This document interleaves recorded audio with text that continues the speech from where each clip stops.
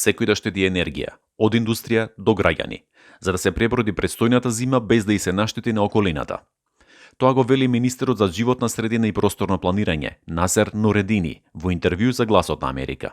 So yes, there is a potential that we might not have enough gas in winter to heat. Веројатно е дека во текот на зимата ќе нема доволно гас за грејење во Скопје, но како држава бараме можности за набавка од други извори, како што е соседна Бугарија. Министерот препорачува за грејење да се користи струјата за која вели дека е еколошка, но и економична опција. It is still going to be economically cheaper to heat. Грејењето со инвертери сепак би било поевтино, енергетски поефикасно и помалку штетно за околината.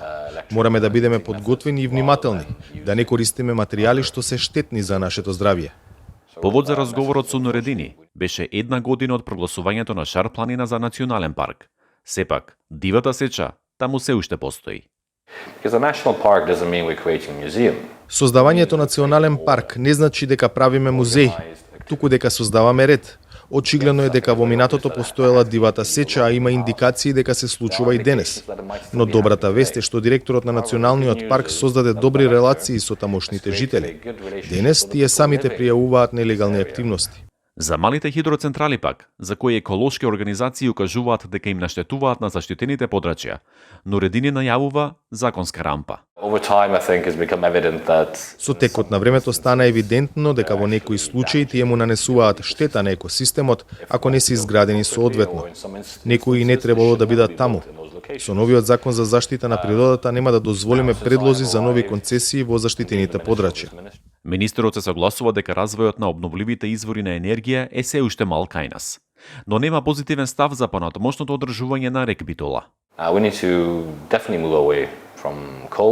Мора да го напуштиме јагленот. Негативно влијае врз климата, а има последици врз луѓето што таму живеат.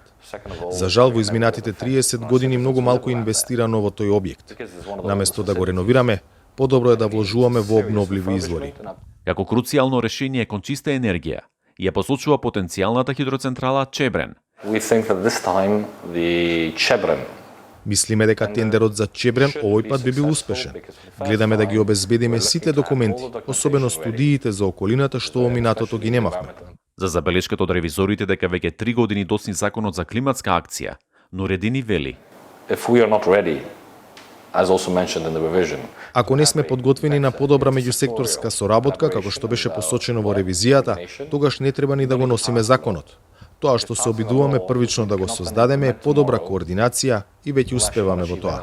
Најавата од ЕУ за данок на јаглерод од 2026 година создаде грижи кај нашето извозно стопанство. Сепак, Нуредини го поддржува воведувањето на таков данок и кај нас. Смета дека така ќе се забрза обврската за декарбонизација. Данокот на јаглерод е многу битен за иднината на нашата земја. До 2026 година ќе бидеме обврзани да го плаќаме. Затоа, ако не се подготвиме сега, нашата економија ќе се соочи со ѕид во 2026 година. Патот кон ЕУ ќе опфати многу обврски кон животната средина. Министерот е убеден дека македонските институции ќе ги исполнат задачите. За Гласот на Америка, Тоше Огњанов.